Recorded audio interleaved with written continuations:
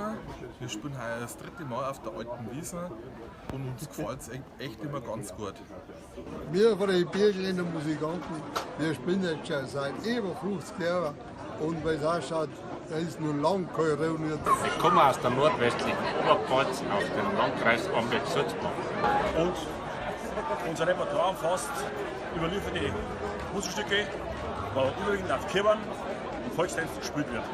Also wir spielen in der Besetzung 2 Trompeten, 2 Klarinetten, 2 Hörner, also Tenorhorn und Bariton, ein Bass und ein Quetschen. Und wir spielen hauptsächlich Oberpfälzer Volksweisen und querbeet, auch von Böhmisch bis Bayerische, was uns einfällt.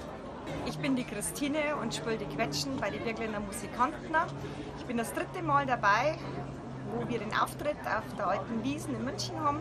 Mir gefällt das ganz besonders gut. Wir spielen da immer im Herzkasperlzelt und da gibt es eine große Tanzbühne vor unserer Musikbühne. Da wird fleißig getanzt und nach unserem Auftritt nutze ich das natürlich auch, dass ich dann als Tanzbein schwinge bei den anderen.